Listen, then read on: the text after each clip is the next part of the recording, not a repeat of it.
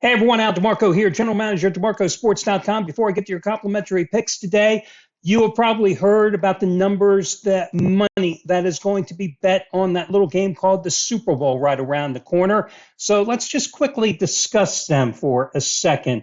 The American Gaming Association estimates that 68 million of you here in the United States, that's 1 in 4 adults, will actually be placing a wager on that little game between the Chiefs and the 49ers. And I will tell you now what I say every single year about the game. There are three types of bettors on the Super Bowl. The first, well, you know what you're doing. You've been betting all season long. The second, oh, those are the bettors that were wagering back in September, wagering back in October. You lost a fortune and you are coming back to try to get it all back with one big bet.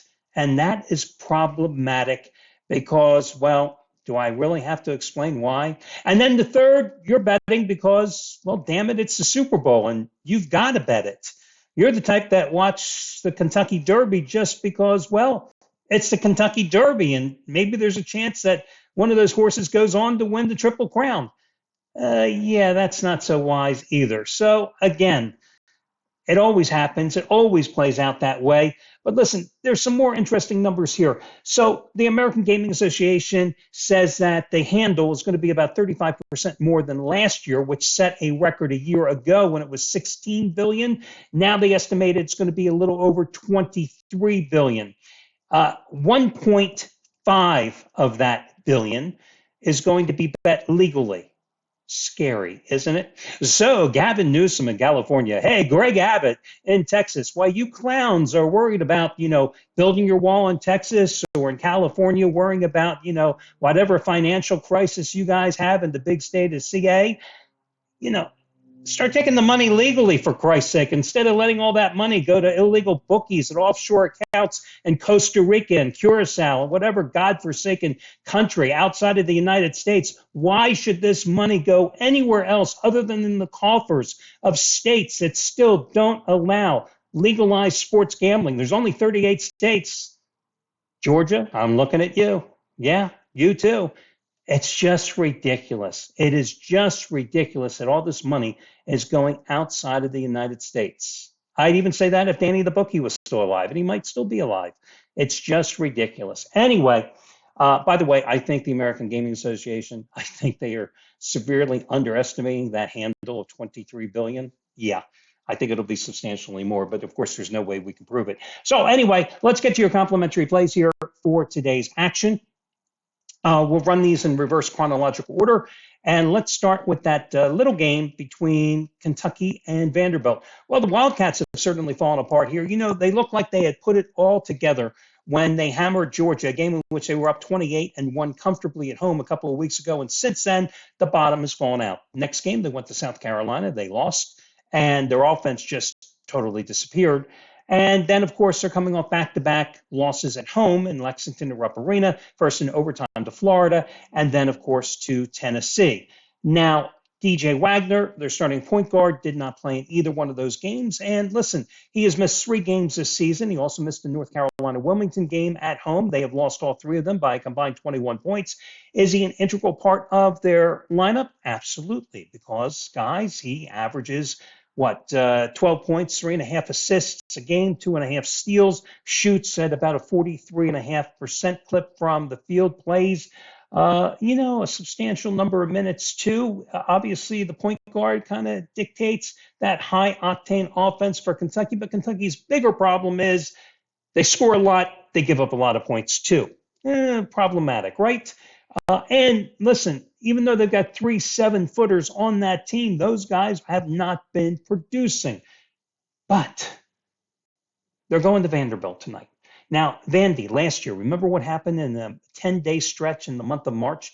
Jerry Stackhouse's team goes into Rupp Arena, snaps a 14-game series losing streak, beats the Wildcats. Then in Nashville, they take on the Wildcats again in the SEC quarterfinals and beat them again. Well, listen, that Vanderbilt team had a little something. This Vanderbilt team sucks.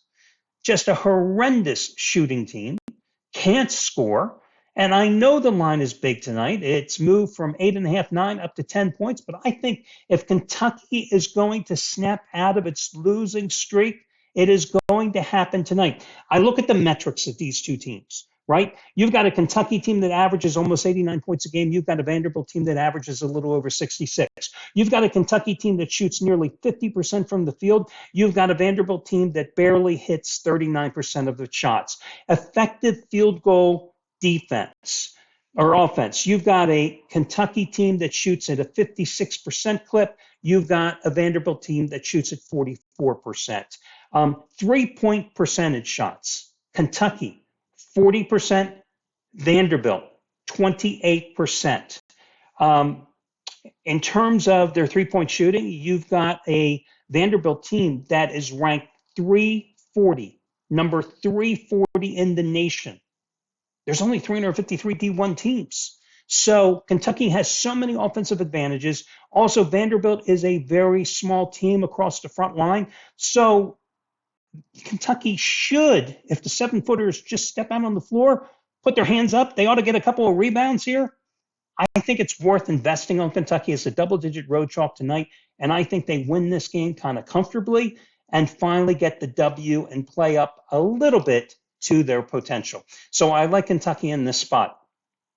Interesting game, Dayton, -2 at St. Joe's. Pretty cheap price for the Flyers, who are 18-3 on the season, but 4-2 on the road. And remember their last road game, they got upset by Richmond. And this is an interesting week for them because they have a look-ahead game potentially at VCU on Friday. VCU, the fourth-place team in the A10, and VCU just knocked off Richmond at home this past Saturday. But you've got, again, them going into St. Joseph's. And Dayton has won 15 of the last 16. St. Joe's, 15-7 overall, 10-2 at home. They've won 5 of their last 6, but it's not exactly like they're playing the cream of the crop in the Atlantic 10. They've been in LaSalle twice, George Mason, Massachusetts, and Duquesne.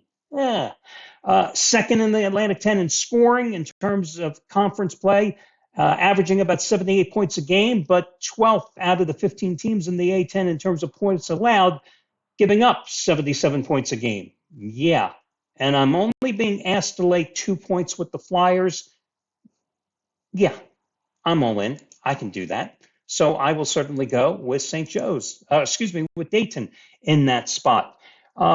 Here's an interesting game. You're going to laugh at this one.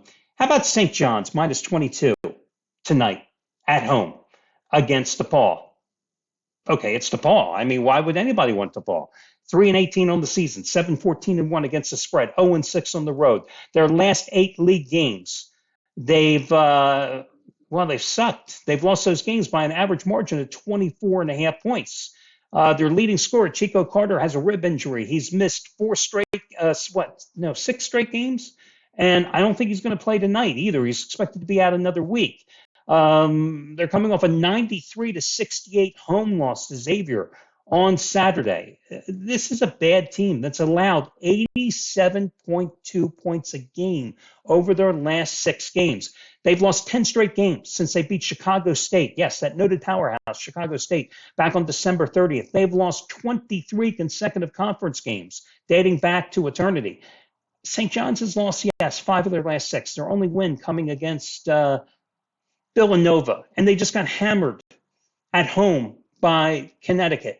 But if this is a spot for St. John's to win and to win comfortably, they're going to take out all their angst on DePaul tonight. And DePaul seems like a very compliant and willing opponent to beat the hell out of.